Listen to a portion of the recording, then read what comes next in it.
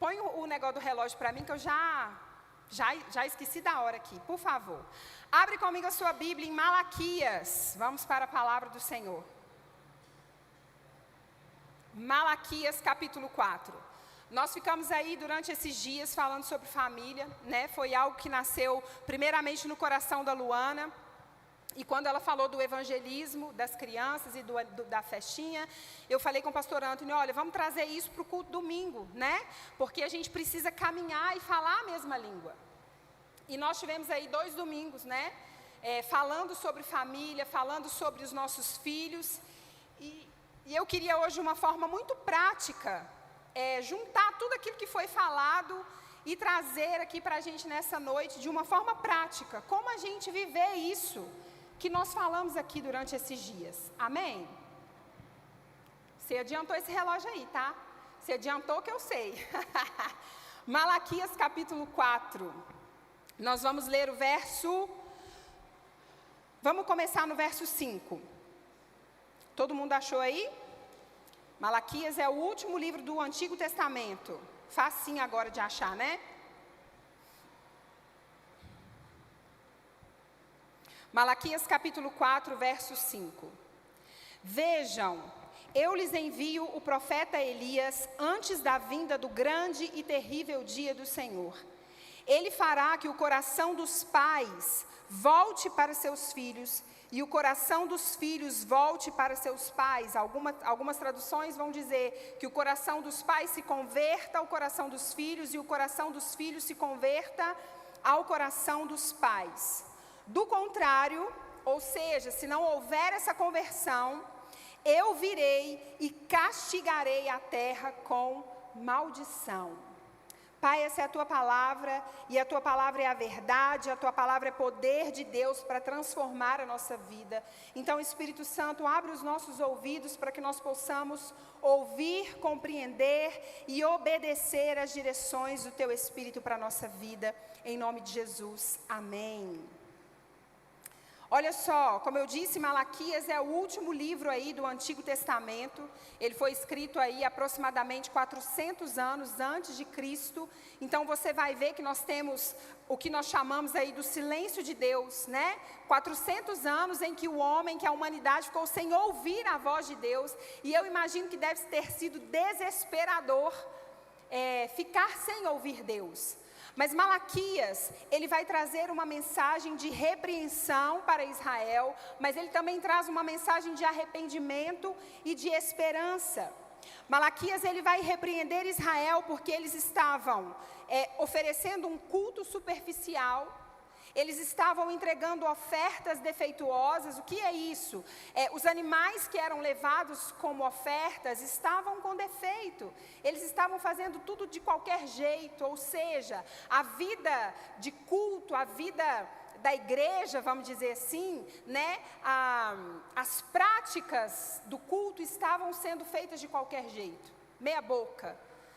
E isso estava desagradando o coração de Deus. Malaquias também vai repreender o povo por causa da sua desobediência a Deus. E por causa disso, Deus então traria maldição sobre o povo. Mas ele também traz uma mensagem de arrependimento e redenção. Ele aponta então para o dia do Senhor, e ele vai à cruz, ele está vivo, ressuscitou, mas ele voltará para nos buscar. Essa é a nossa esperança, esse é o anseio do nosso coração. Nós estamos aguardando o grande e terrível dia do Senhor. Verso 2, mas quem poderá suportar quando ele vier? Quem permanecerá em pé em sua presença quando ele aparecer? Pois ele será como fogo ardente que refina o metal, como sabão forte que branqueia as roupas. Ele se sentará como refinador de prata e queimará toda a impureza. Purificará os levitas e os refinará como ouro e prata, para que voltem a oferecer sacrifícios aceitáveis ao Senhor. Então o Senhor se agradará novamente das ofertas do povo de Judá e do povo de Jerusalém, como no passado. Então, olha só, há uma repreensão para o povo, há uma condenação para aqueles que não se arrependerem, mas há uma esperança. Queridos, essa mensagem não é só para o povo de Israel. Essa mensagem é para mim e para você. O grande e terrível dia do Senhor está se aproximando, sabe? Mas nós ainda temos tempo de nos arrepender, de consertar a nossa vida, para que quando Ele vier, o texto diz, quem ficará de pé? Quem é que vai suportar esse dia? Aqueles que estão firmados em Cristo Jesus. Amém? E aí ele vai, como eu disse para vocês, falar de um precursor, ele vai falar de Elias, né, daquele que vem para preparar um caminho. E como ele vai fazer isso? Convertendo. O texto deixa isso claro, vamos voltar lá para o capítulo 4. Ele fará que o coração dos pais se volte para os seus filhos e o coração dos filhos se volte para os pais. Isso fala de conversão, trazer de volta, restauração. E olha que coisa interessante. Ele está falando de uma restauração que vai acontecer onde? Dentro de casa. Ele está falando de uma restauração que vai acontecer na família. Já parou para pensar nisso? Que os dias que antecedem a vinda do Senhor, é necessário que aconteça restauração dentro de casa, dentro das famílias. Essa conversão, né? Ou essa convergência, como alguns dizem hoje, é exatamente essa volta da família, a volta do pai, da mãe que se preocupa com os filhos, a volta dos filhos que respeitam os pais e juntos eles vivem em unidade para a glória de Deus. A mensagem desse precursor, ela vai gerar arrependimento e restauração dentro de casa. Olha como isso é poderoso. E muitas vezes a gente está muito apegado àquilo que é externo. Isso também faz parte, né? O fim dos dias também fala de conversões, de pessoas que estão perdidas lá fora. Mas isso começa dentro das nossas famílias. Isso começa dentro das nossas casas. E o ponto mais interessante ainda, Malaquias não está falando de uma conversão de famílias que não conhecem a Cristo. Malaquias está dizendo, essa palavra aqui é para o povo de Israel. Quem era o povo de Israel? O povo que era separado por Deus. O povo que foi escolhido por Deus. Queridos, as nossas famílias evangélicas precisam de restauração. A nossa casa precisa de restauração. A nossa casa precisa de atenção. Sabe por quê? Isso é importante a gente parar, porque às vezes nós estamos tão acostumados, o pastor Anthony falou sobre isso aqui na nossa reunião sexta-feira. Nós estamos tão acostumados com a movimentação da igreja, nós estamos tão acostumados às vezes com a nossa vida religiosa, sabe? De ir no domingo na igreja, aí tem um negócio do evangelismo, eu vou, aí tem um negócio do aniversário da igreja, eu vou, aí tem não sei o que lá, eu participo, aí tem a hora da oferta, eu venho e trago a minha oferta. Mas será que está havendo transformação de verdade dentro das nossas casas? Veja bem, o povo era separado por Deus, era um povo escolhido por Deus, eram famílias separadas para Deus, mas essas famílias estavam fazendo tudo errado. Leia Malaquias, lê lá que vocês vão ver que eles estavam fazendo tudo errado. O problema central aqui de Malaquias é uma geração que abandonou os ensinamentos dos seus pais. Queridos, não se engane. A relação familiar, ela é a base, sim, da sociedade. E quando nós olhamos para Israel, nós vamos ver que todas as vezes que Israel tropeçou, todas as vezes que Israel pecou, todas as vezes que Israel se afastou, foi porque eles abandonaram os ensinamentos dos seus pais. Aquilo que Deus já havia ensinando e fazendo desde lá de trás. Eles sempre estavam tropeçando nisso. Vamos lá no capítulo 2 de Malaquias, lê comigo o verso 1. Ouçam, sacerdotes, esse mandamento é para vocês. Aí você fala assim, graças a Deus era o sacerdote, né? Lá de não sei o quê. Mas hoje nós somos sacerdotes, amém? O Senhor nos chamou para o sacerdócio. Nós somos sacerdotes ali, o marido dentro da casa, enfim, o Senhor chamou uma geração de sacerdotes. Então nós precisamos estar atentos, porque essa mensagem é para nós também. Esse mandamento é para vocês. Escutem-me e decidam honrar meu nome, diz o Senhor dos Exércitos. Pois do contrário, enviarei maldição sobre vocês. Amaldiçoarei até mesmo as bênçãos que receberam. Na verdade, já as amaldiçoei, pois vocês não levaram a sério a minha advertência. Ou seja, Deus já estava advertindo o povo já tinha um tempo. Queridos, Deus está advertindo a igreja há um tempo. Deus, Ele tem nos advertido para um posicionamento, para uma vida de fidelidade, de santidade, de busca, há um tempo. E mesmo assim o povo estava tipo, nós temos tempo ainda, lá na frente, depois, outro dia. Castigarei seus descendentes. Está falando de uma geração futura. Olha como isso é sério, queridos. O nosso posicionamento enquanto igreja, ele é uma semente, vamos dizer assim, lançada para uma geração futura. Como vai ser o futuro da igreja? Como será a próxima geração?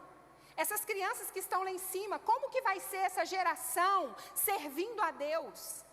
O nosso posicionamento hoje enquanto igreja, enquanto pai, enquanto mãe, enquanto servo, queridos, isso gera coisas para o futuro. A geração seguinte seria amaldiçoada por um comportamento irresponsável do povo separado de Deus. Olha que incoerência! Tem uma geração, querido, que está vindo, e o nosso comodismo, a nossa infantilidade espiritual, a nossa imaturidade, a nossa irresponsabilidade, pode trazer maldição para esse povo, para essa próxima geração. A responsabilidade é nossa. Consegue perceber isso? A responsabilidade é minha. A responsabilidade é nossa. Castigarei seus descendentes. Olha que coisa terrível que ele diz aqui. Esfregarei em seu rosto o esterco dos sacrifícios que vocês oferecem em suas festas sagradas, e os lançarei no monte do esterco. Olha o que ele está falando. Vou ser bem clara se você não entendeu. Esses bichos que vocês trazem aqui, para ofertar, para oferecer como sacrifício, eu vou pegar o cocô desse bicho, eu vou surrar na cara de vocês. Olha que coisa pesada, gente. Tamanha era a ira do Senhor, tamanho o povo estava fazendo tudo errado. Se a gente fosse trazer para o nosso dia de hoje, é como se o Senhor dissesse assim, olha, presta bem atenção no culto que você saiu da sua casa para oferecer. Sabe por quê? Porque se fizer mal feito, se não fizer do jeito que agrada o coração de Deus, isso vai virar maldição sobre uma geração futura. Por quê? Porque eu estou ensinando essa geração a adorar mal e porcamente. E aí eu vou pegar isso que vocês estão fazendo aqui, e eu vou surrar na cara de vocês. Eu falei que eu ia ser leve. Até aqui está muito suave. Deixa eu tomar uma água, que eu fiquei brava. Mas é o que o texto está dizendo, não sou eu. Verso 4.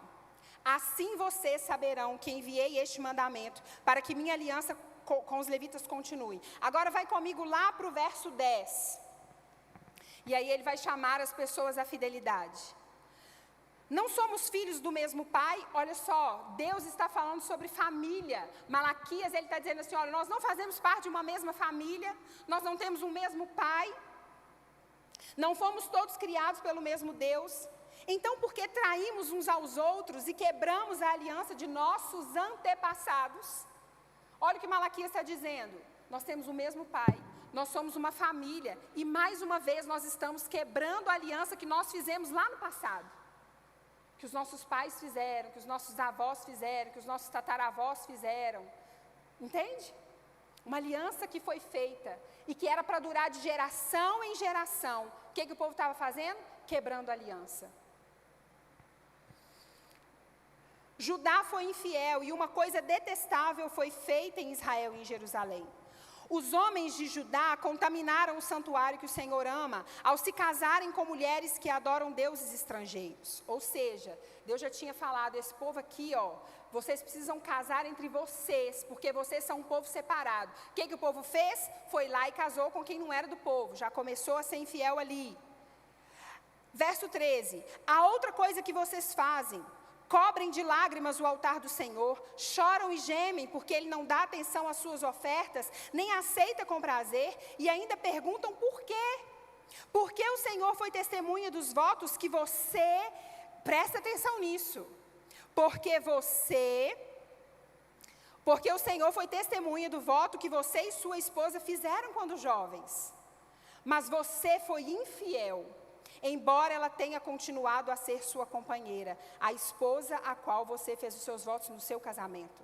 Vamos pular lá para o 15, lá no meio. Dessa união, verso 15. Acaso o Senhor não fez um só com a sua esposa? Em corpo e em espírito vocês pertencem a Ele. E o que Ele quer com isso? Dessa união, quer filhos dedicados a Ele.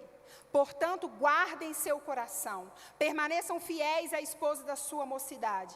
E aí, ele vai falar sobre o divórcio, enfim. Presta atenção, se você raciocinar bem aqui comigo, Deus está dizendo assim, olha, sabe por que está uma bagunça? Porque vocês não estão mantendo a ordem dentro da casa de vocês.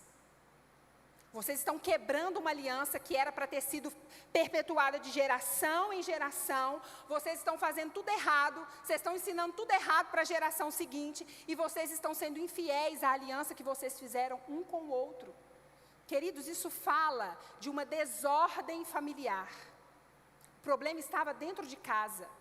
O problema maior de Israel não eram os seus inimigos externos.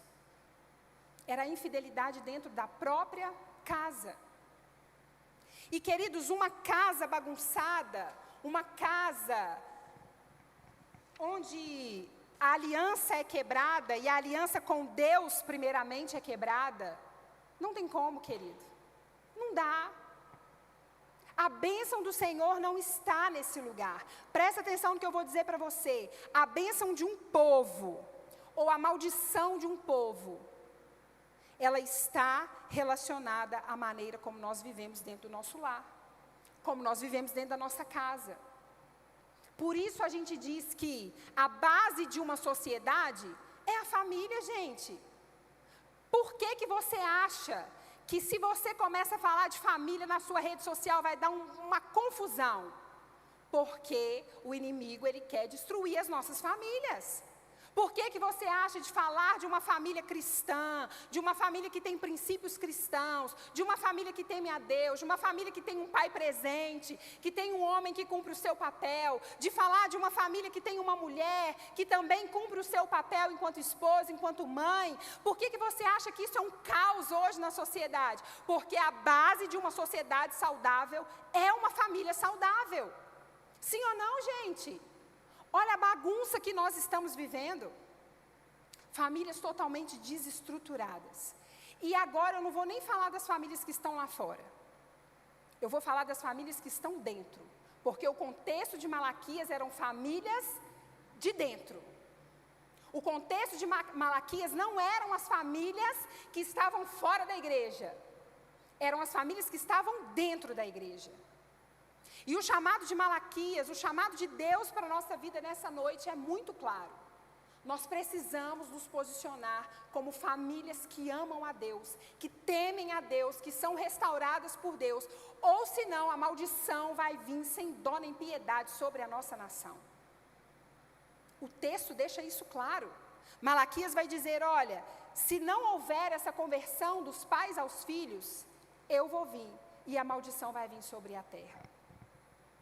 Nós precisamos, queridos, urgentemente nos posicionar como famílias que amam a Deus, que não negociam a verdade, que não negociam os princípios bíblicos, famílias disponíveis para viver a vontade do Senhor para a nossa vida.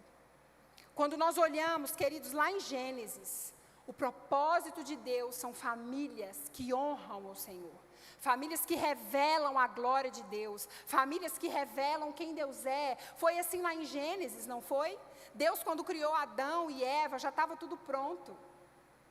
Adão não ficou perdendo tempo construindo coisas. Adão administrou aquilo que Deus já tinha feito, mas Deus falou para ele assim, olha, vocês vão multiplicar, vocês vão gerar outros que parecem comigo, outros que refletem a minha glória. Nós falamos sobre propósito aqui, esse é o propósito da nossa vida. Quando nós olhamos para Noé, quando Deus chama Noé e manda construir a arca, nós vamos ver, Deus ele salvou só Noé? Deus ele salvou uma família. Por quê? Para que outras famílias a partir de Noé e da sua família fossem edificadas. Ele mandou trazer um casal de cada bichinho, não foi? Pega lá um macho e uma fêmea. Por quê? Para procriar, para darem continuidade àquilo. Família de bichinhos também. Olha que coisa linda. Quando nós olhamos Abraão, Deus ele chamou Abraão para abençoar as famílias da terra. Não é isso que Deus fala quando ele chama Abraão? Por meio de você, Abraão, eu vou abençoar as famílias da terra. Queridos, doem quem doer, a família é sim a base da sociedade. E nós estamos caminhando a passos largos para uma sociedade desestruturada, desestabilizada, porque nós temos famílias disfuncionais. Eu não estou dizendo famílias perfeitas, porque nós não somos perfeitos. Coríntios vai dizer, Paulo vai dizer que nós estamos sendo transformados de glória em glória.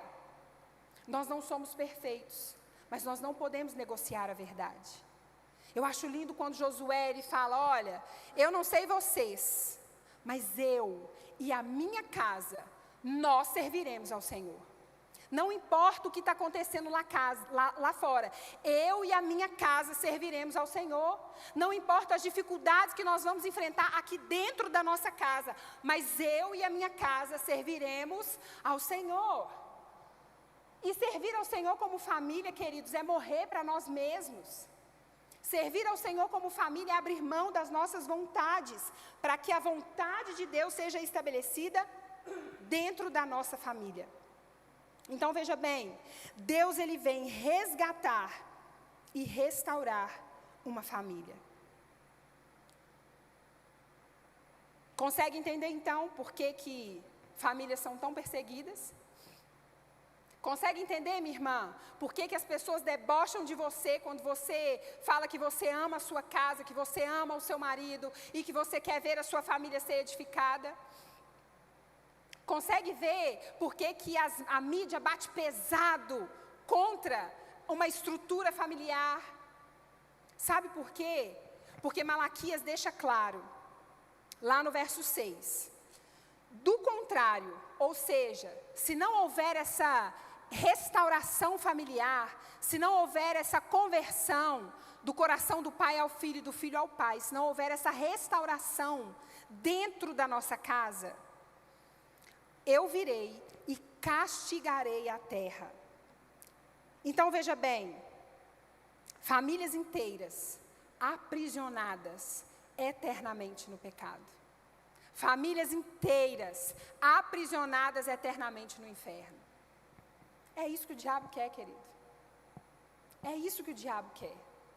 Destruir aquilo de precioso e glorioso que o Senhor Deus criou. Famílias. Deus ele vem buscar uma noiva. Ele fala de casamento. Ele fala de uma família. A igreja como sendo essa família. Corpo, nós precisamos cuidar das nossas famílias. Consegue perceber a gravidade disso? Você consegue perceber que a gente ter famílias estruturadas é muito mais do que a gente ter um monte de família de crente? Não é sobre uma família de crente. Não é sobre uma família que vai na igreja. Não é sobre isso. Porque de nada vai adiantar uma família que vem à igreja, mas que não é transformada por Deus. Não vai adiantar, não vai resolver. O povo aqui em Malaquias, estava indo lá oferecer culto, trazia oferta, mas fazia tudo errado. Nós precisamos despertar para isso. E por isso a urgência de nós sermos pais convertidos ao coração dos nossos filhos. E é sobre isso que eu vou falar depois de 1 hora de introdução. Brincadeira, tá, gente? Quem é visitante, quem está aqui, a segunda vez que vem, não vai querer voltar mais. Eu estou brincando, tá? pode ter um fundo de verdade, mas eu estou brincando. Eu não vou falar hoje sobre a conversão dos filhos aos pais, porque eu entendo que quando o coração do pai se converte ao coração do filho, naturalmente o coração do filho se converte ao coração do pai. Porque como o Misael disse aqui, os nossos filhos, eles respondem ou eles correspondem às nossas atitudes. Aquilo que nós fazemos, a maneira como nós vivemos é que vai gerar uma resposta no coração dos nossos filhos. Sim ou não? O pastor Misael, o Misael deixou isso aqui muito claro. Como as nossas atitudes influenciam os nossos filhos. E eu queria falar então de uma forma bem prática. Como é então que nós demonstramos ou como nós vivemos essa conversão do coração? E eu já quero de antemão dizer o seguinte. Talvez você pode pensar assim, mas os meus filhos já cresceram e estão casados, mas você vai ter neto. Mas o meu filho falou que não vai ter filho, então você tem pessoas ao seu lado. Você tem uma geração que está ali dentro daquela salinha e que precisa de você como igreja. Você tem crianças, pessoas que você conhece. E essa responsabilidade é nossa, a gente tendo filho ou não. Nós precisamos ser também preparadores de caminhos. Preparadores de caminhos são pessoas que preparam outros para a vinda do Senhor. Então, fique atento a isso. O primeiro passo, então, é você nascer de novo. Pastor Anthony falou sobre isso aqui no domingo passado. Como é que eu posso nascer de novo? É ter esse coração regenerado, é ter esse coração transformado por Jesus. É ser lavado e remido no sangue de Jesus. Isso é nascer de novo. Queridos, um pai que tem um coração que se converte ao coração do filho, é um coração que nasceu de novo em Jesus. Sabe por quê? Porque se eu sou nascida de novo, se eu fui achada por Cristo, se eu fui restaurado por Cristo, eu tenho um coração humilde suficiente para entender que o meu filho, a minha casa, precisa de mim. A entender que a minha casa é a minha primeira igreja. A entender que a minha casa é o primeiro lugar onde essa renovação, onde essa transformação de vida precisa ser revelada. Sim ou não, gente? É dentro da nossa casa o primeiro lugar em que as pessoas precisam olhar para a gente e falar assim, uai, tem um trem diferente aí. Essa mulher doida ficava brigando o tempo todo. O que está acontecendo com essa mulher?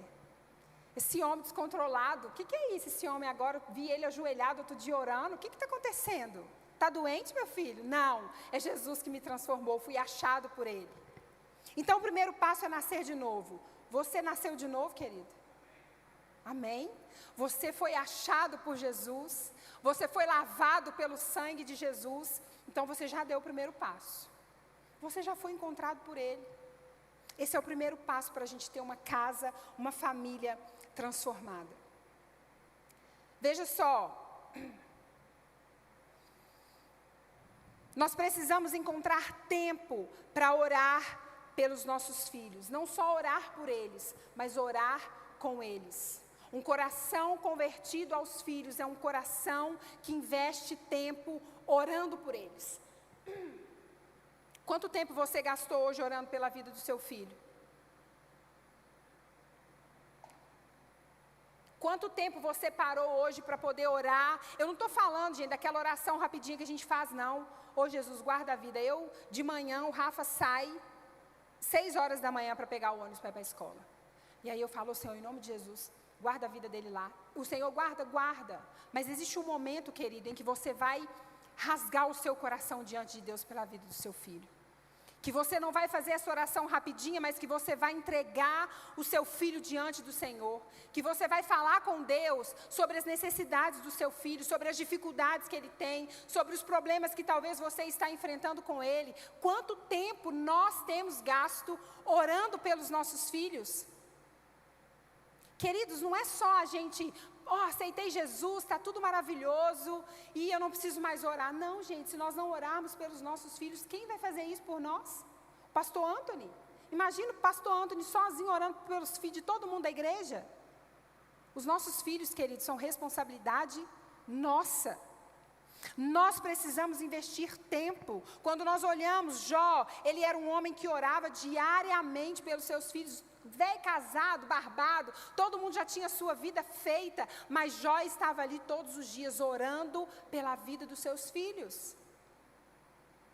Quanto tempo você gastou orando pelos seus filhos? Quanto tempo você tem gasto orando pela vida dos seus netos, dos seus sobrinhos, das crianças que você conhece, dessa geração que está por vir? Isso demanda tempo, querido. A gente tem uma máxima de falar assim: eu morreria pelos meus filhos. Que tal a gente começar a viver por eles? Porque morreu, acabou. Mas viver não. Viver tem que ser todo dia. Viver pelos nossos filhos é morrer todos os dias por eles. É parar um pouquinho, sabe? O tempo que nós gastamos com outras coisas para falar: Senhor, agora eu vou orar por esses filhos. A mãe de John Wesley era uma mulher que orava todos os dias, 1 hora. 1 hora do dia aquela mulher tirava para orar pelos seus filhos. E ela fechava a porta, depois você procura lá, lê lá sobre a vida dessa mulher. Ela fechava a pilha com um neto, eu não sei, não importa a idade que os seus filhos tenham. Maria Helena, você gasta tempo orando pela vida desse moço grande aí que está do seu lado? 32 anos. Já tem filho, trabalha. Maria Helena podia falar assim: o problema é desse moço agora, já tem barba, já perdeu o cabelo, ele que se vire agora. Mas ela gasta tempo orando por esse menino. E eu posso falar porque eu conheço Maria Helena tem muito tempo. E desde quando eu conheço Maria Helena, eu sei que ela ora pela vida do Adriano. Quanto tempo nós estamos gastando cobrindo os nossos filhos de oração? Outra coisa, pais que não desistem de ver os seus filhos salvos. Queridos, nós não podemos desistir da salvação dos nossos filhos. A gente almeja tanta coisa para eles, não é verdade? A gente quer que eles cresçam, a gente quer que eles tenham um bom futuro, a gente quer que eles sejam tantas coisas na vida, mas a Bíblia fala: olha, do que adianta eu ganhar o mundo inteiro e perder a alma? Do que adianta, meu querido, seu filho ganhar o mundo, desbravar esse mundo? O Rafa fala que ele quer ir para o Japão. Me ajuda a orar, irmãos, para esse pensamento sair da cabeça desse menino. Estou brincando, eu não quero que saia não, mas eu quero que ele vá com o coração entregue para Cristo, entendendo assim: se é para eu ir, é para que a glória do Senhor vá comigo, é para que vidas sejam transformadas, é para que o propósito de Deus se cumpra na minha vida, que seja lá no Japão. Mas sabe quem precisa gerar isso no coração desses meninos? Sou eu, é o Luciano. Sabe quem precisa gerar no coração do seu filho o desejo por amar a Jesus, o desejo por morar com Ele, o desejo por ser salvo por Ele? Somos eu e você, querido. Sabe quem que tem que ensinar para o nosso filho que ele foi consagrado? Nós precisamos ter a coragem de consagrar os nossos filhos ao Senhor. Consagrar os nossos filhos a Deus é separá-los para Deus. E separá-los para Deus pode ser assim: minha filha, eu vou levar ele lá para o Japão, porque o propósito que eu tenho para a vida dele é lá. A minha prima está desesperada, tadinha, porque a menina dela quer ser missionária. Já foi aprovada numa escola. Eu falei, podia ser ali em Contagem, como é que chama aquele povo lá de Contagem? Jocum, mas não, ela vai lá para onde Judas perdeu a meia. Lá para, falei o nome do lugar. Não, Suécia, logo ali. E aí eu falei para ela: minha filha, calma esse coração. A escola aceitou ela, gente, a primeira brasileira que vai ter naquela escola de missões. É Deus que vai movendo as coisas. Nós precisamos ter um coração disponível para ensinar os nossos filhos assim: meu filho, o que você quiser ser, seja para a glória de Deus. Nós precisamos de médicos, nós precisamos de políticos, nós precisamos de tudo quanto é profissão para a glória de Deus. E aí eu quero te fazer uma pergunta: na sua profissão, o que você faz, você tem feito para a glória de Deus? Porque não vai adiantar você simplesmente falar para o seu filho assim: meu filho, viva para a glória de Deus, se na sua profissão, naquilo que você faz, você não faz isso para a glória de Deus. Meu filho, ele precisa entender que a minha vida foi dedicada para Deus. Porque quando ele ver isso em mim, ele vai desejar também viver a vida dele para a glória de Deus. Isso é um coração convertido aos filhos. Um coração que ora, um coração que se importa com a salvação do filho. E um coração disponível a ensinar, a entregar o seu filho para Jesus. Porque na hora que o chamado vem, na hora que o Senhor fala, vamos embora, meu filho. Ah, mas a mãe fica num desespero, a mãe chora, a mãe fala, não, Jesus, não leva meu filho para esse lugar. Não, queridos, a vida dos nossos filhos são do Senhor. A Bíblia diz que os nossos filhos, eles são como flechas. E antes de jogar uma flecha, a gente precisa preparar esses meninos. Sim ou não? Outra coisa. Deixa eu virar aqui. O coração do pai que é convertido ao filho, ele discipula o coração do seu filho. Se você prestar atenção no que eu estou dizendo, tem tudo a ver com o que o Misael falou e com o que o pastor Antônio disse. Eu só estou falando de uma forma para que a gente viva isso na prática. Discipular os nossos filhos não é ensinar aquilo que nós não vivemos, queridos. E talvez esse seja o maior problema. Porque falar para o menino o que ele precisa fazer é simples. Vai na igreja, vai orar, vai ler a Bíblia. Ah, não come isso. Menino, você está precisando fazer uma dieta. Menino, você está precisando fazer um exercício. Menino, você está... E você? O que você está fazendo? Porque aquilo que nós falamos, fala muito mais... Aquilo que nós fazemos fala muito mais alto do que aquilo que nós falamos. Discipular os nossos filhos é segurar na mão deles e falar, vem meu filho, porque tem um caminho aqui que nós precisamos seguir. Tem um Jesus aqui que nós precisamos amar, que nós precisamos obedecer. E o nosso filho vai dar credibilidade para isso quando ele nos vê fazendo. Você acha que só mandar o seu filho orar vai adiantar se ele não te vê orando? Se ele não te vê lendo a Bíblia? Se ele não te vê buscando a Jesus? Se ele não te vê amando a Jesus? Você acha que o seu filho vai amar a igreja se ele estiver falando mal da igreja? Se ele estiver metendo pau no pastor? Se ele estiver falando mal dos irmãos? Que é isso que você está ensinando para esse menino? Nós somos discípulos de Jesus, amém? E se somos discípulos de Jesus, os nossos filhos também precisam desejar ser discípulo dele. Ser discípulo, querido, é seguir o passo. É fazer aquilo que o outro faz. Será que os nossos filhos estão vendo Jesus em nós? E para a gente falar sobre isso, eu quero que você vá comigo lá em Deuteronômio, capítulo 6. Abre comigo aí a sua Bíblia.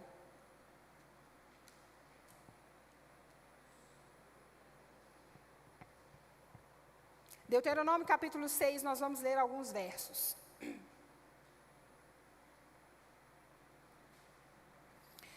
Estes são os mandamentos, os decretos e os estatutos que o Senhor seu Deus me encarregou de lhes ensinar. Não deixe de cumpri-los na terra que em breve vocês possuirão. Você, seus filhos e netos, temerão o Senhor seu Deus enquanto viverem. Olha aqui, ele está falando de geração. Você, os seus filhos, os seus netos, Josué, eu e a minha casa serviremos ao Senhor. Querido, seu filho, ele só vai amar a Jesus se ele te ver amando a Jesus. O seu filho só não vai abandonar a fé se ele te vê não abandonando a fé, mesmo nos dias difíceis. O seu filho só vai obedecer a Deus se ele te vê obedecendo a Deus, se esforçando. Como Paulo diz, esmurrando o seu corpo para poder fazer a vontade de Deus. Não adianta você só falar para ele. E olha aqui o que ele está dizendo. Você, os seus filhos e os seus netos amarão, temerão o Senhor enquanto vocês viverem. Se obedecerem a todos os seus decretos e mandamentos, desfrutarão de vida longa. Ouça com atenção, ó Israel, e tenham cuidado de obedecer. Então tudo irá bem com vocês e terão muitos filhos na terra que produz leite e mel com fartura. Verso 4. Ouça Israel, o Senhor nosso Deus, o Senhor o único Deus.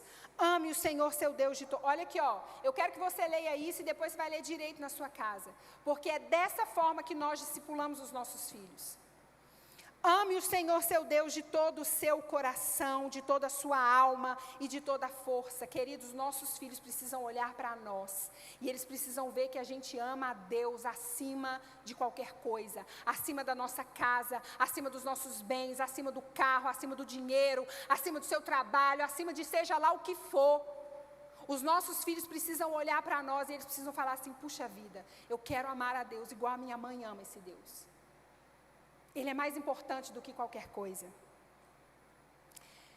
Verso 7, verso 6. Guarde sempre no coração as palavras que hoje lhe dou. Repita-as com frequência a seus filhos. Converse a respeito delas quando estiver em casa e quando estiver caminhando. Querido, palavra de Deus. Ele está dizendo: você precisa amar essa palavra, você precisa conhecer essa palavra, você precisa guardar essa palavra no seu coração. E depois que você fizer isso, você, pai, vai ensinar para o seu filho a amar essa palavra, a ler essa palavra e a viver essa palavra. E ele está dizendo assim: olha, quando você estiver em casa, quando você estiver sentado à mesa, quando você estiver caminhando, o tempo que você tiver, ensine essa palavra para o seu filho. A responsabilidade é sua, é minha, não é do pastor. Apesar de a gente fazer isso com muita alegria. Se tem um negócio que eu gosto, gente, é de falar de Jesus, é de pregar. Eu amo isso. Mas a responsabilidade de ensinar isso para o meu filho é minha. Eu preciso sentar à mesa e falar de Jesus para ele. Eu preciso sentar à mesa e falar de salvação para ele. Luana ontem falou tão lindo aqui sobre o plano de salvação. Mas se você não regar isso na sua casa, sentado à mesa com seu filho, daqui a pouco ele vai esquecer tudo que Luana falou. Quando foi a última vez que você se assentou com seu filho para falar dessa palavra com ele?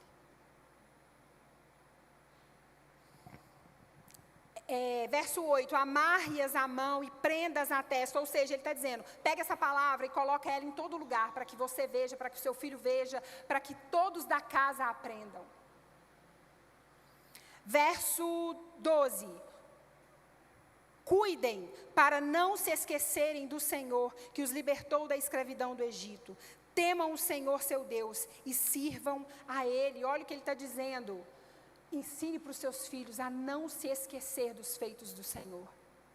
Nós precisamos constantemente lembrar dos nossos filhos aquilo que Deus fez e faz e tem feito por nós. Nós precisamos ensinar os nossos filhos a serem gratos a Deus pela comida que Ele coloca na nossa mesa, pela roupa que Ele tem para vestir, pela escola que Ele tem para poder estudar, porque tudo isso só é possível porque Deus nos dá. Nós precisamos lembrar para os nossos filhos de onde foi que Deus nos resgatou, de uma vida miserável, de pecado, lembrá-los constantemente daquilo que Jesus fez por nós. Isso é responsabilidade nossa. Queridos, isso demanda tempo, isso é um coração convertido ao Filho, é um coração disponível para ensinar sobre Jesus. É dessa forma, querido, que as nossas casas elas serão estáveis em Deus.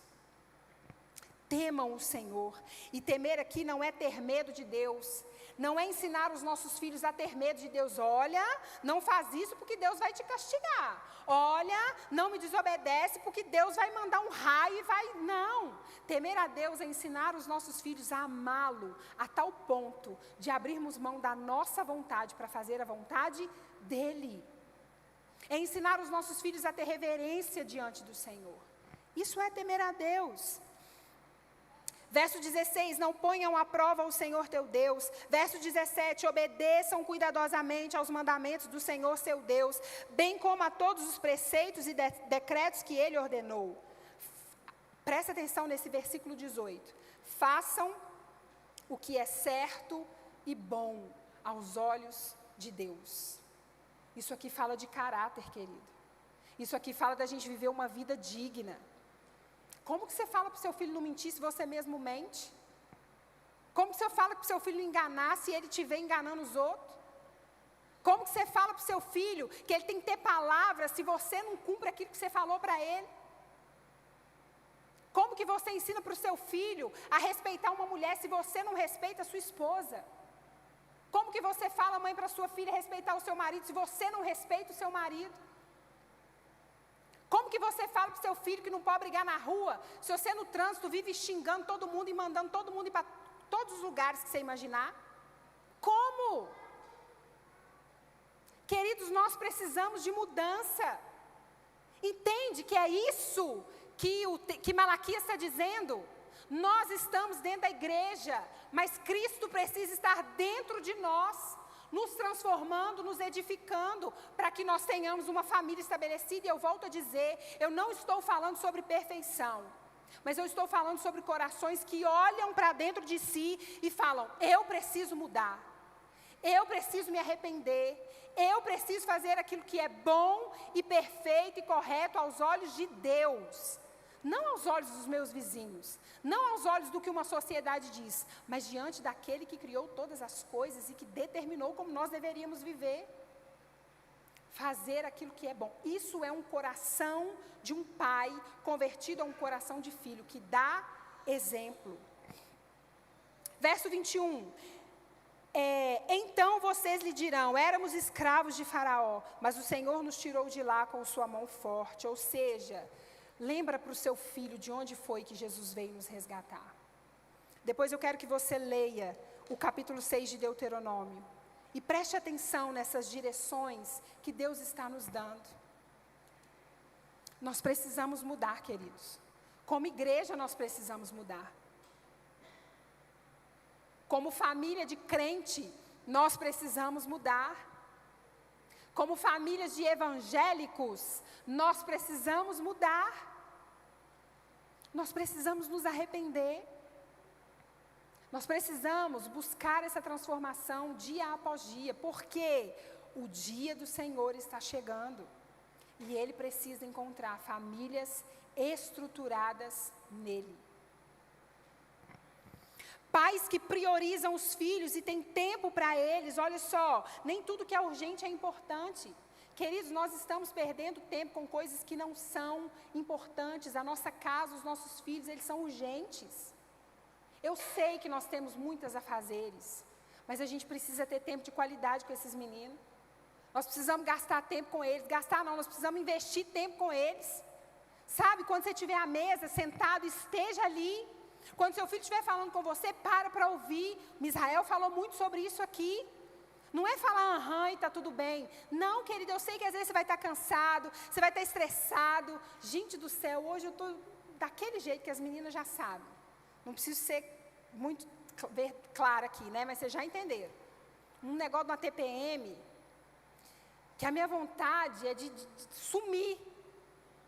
Mas eles são meus, gente. E eu preciso, sabe, engolir isso e falar: Jesus, me ajuda, porque eles são meus e eu não posso perdê-los. E como é que a gente não vai perder esses meninos? É tendo tempo com eles. É estando com eles. Seu filho não quer presente não, querido. Eu sei que ele vai lá na ReHap, ele vai lá no shopping, ele te pede tudo. Mas de tudo que ele te pede, o que ele mais quer é você. É o seu colo, é o seu olhar, é o seu carinho, é o seu toque, é a sua presença. Sabe, não é só trazer o menino para a igreja. Não é só levar ele para a escola. Mas é estar presente. Isso é um coração convertido ao Filho. Um coração que investe tempo, ensinando, caminhando junto. Amor, afeto, carinho. Pais que perdoam os seus filhos. Queridos, entenda uma coisa, o pastor Anthony falou isso aqui semana passada. Ele disse que, o texto que ele leu, disse que eu não me lembro de um só dia, desde que eu estava lá, né, na hora que eu nasci, de que eu não cometi pecado. Por quê? Todos nós pecamos. Não é isso que a Bíblia diz? Nós somos pecadores. Querido, seu filho, ele vai errar. Nossa, você está amaldiçoando meu filho? Não, não estou. É porque essa é a realidade da vida. Nós pecamos, nós erramos, os nossos filhos cometem erros. Infelizmente, querido, eu queria um negócio de uma bolha que eu pudesse enfiar esses meninos lá dentro. E que mal nenhum chegasse perto. E que eles não cometessem erros nenhum. Mas não dá, gente, não tem como. A Bíblia diz que nós estamos no mundo, não é isso? Mas nós precisamos entender que eles erram, que eles falham. Mas a gente tem que estar ali não para passar a mão quando eles errarem, mas para acolher, para dizer: meu filho, olha, eu sei que você errou, eu também já errei, mas eu sei que tem um que pode nos perdoar e que pode nos ajudar, que pode nos livrar do pecado, que pode transformar a nossa vida. Perdoar, pedir perdão. Sabe, nós precisamos aprender a pedir perdão, a mostrar para o nosso filho assim: filho, eu errei com você, me perdoa. é assim, queridos, que nós vamos ver as nossas casas sendo transformadas. Pais que temperam disciplina com encorajamento. Querido, não é só disciplina, não.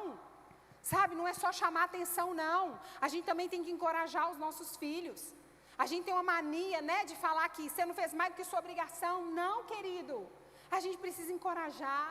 Palavras que motivam os nossos filhos. Palavras que trazem crescimento para a vida deles. Para de amaldiçoar o seu menino. Para de amaldiçoar a sua casa. Para de amaldiçoar o seu lar. Ai, mas é porque eu não sei, eu não recebi isso da minha mãe, do meu pai, eu não sei.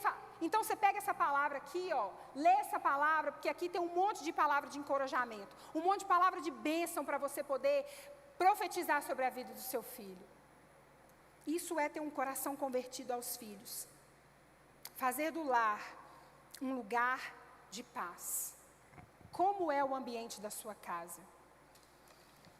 Como é o ambiente da nossa casa? Sabe aquele filho pródigo? Qual era a lembrança que ele tinha da casa do pai? Quando o negócio apertou, ele falou assim: eu vou voltar para a casa do meu pai. Porque lá na casa do meu pai tem fartura. Ele sabia que ele podia voltar para casa, ele conhecia o pai que ele tinha. Como é o ambiente da nossa casa? Eu queria falar mais sobre isso, mas o relógio está me mostrando que eu não posso. Mas eu quero que você pense sobre isso, querido. Se você não guardou nada do que a gente falou aqui hoje à noite, depois você assiste de novo lá para você poder lembrar. Mas eu quero que você guarde uma coisa. Nós precisamos ter a nossa casa restaurada. Os nossos relacionamentos precisam ser restaurados. Porque como igreja, nós precisamos ter famílias restauradas para que o nome do Senhor seja glorificado. E nunca é tarde. Talvez você possa pensar assim: puxa vida, mas os meus filhos já casaram, já saíram de casa. Queridos, nunca é tarde. O Senhor é aquele que reescreve histórias. Talvez você olhe para a sua casa hoje e você fale: ih, minha filha, está muito distante de eu conseguir chegar nesse lugar aí. Nunca é tarde. Sabe por quê? Porque no fim das contas não é sobre nós. Se o louvor quiser subir, pode subir. Nunca é sobre nós. É sobre aquele que nos encontrou e que nos fez nascer de novo, que nos deu uma nova vida e que está nos restaurando e nos transformando de glória em glória. Só que isso precisa fazer parte do nosso entendimento. Nós precisamos olhar de uma forma diferente para a nossa casa. Porque não é só a gente falar que é uma família de gente crente. Não é só a gente falar que é uma família que tem Jesus. Mas é a gente de fato, sabe, deixar o Senhor... Eita glória! É de fato a gente deixar o Senhor entrar e transformar a nossa vida. Como está a sua casa hoje? Eu sei como está a minha. E eu posso te garantir, meu querido, nós precisamos muito de Jesus lá dentro. Nós precisamos muito de Jesus lá dentro. Porque nós somos falhos. Mas eu também posso te garantir uma coisa. Eu não vou desistir. Eu não vou desistir de continuar buscando. Eu não vou desistir de continuar tentando. Eu não vou desistir de deixar o Senhor entrar na minha casa e mudar a nossa história, porque Ele tem esse poder. Eu não sei como está a sua casa hoje, mas eu sei que Jesus é real, Jesus está presente e Ele pode mudar a nossa história. Amém? Fique de pé no seu lugar, vamos orar.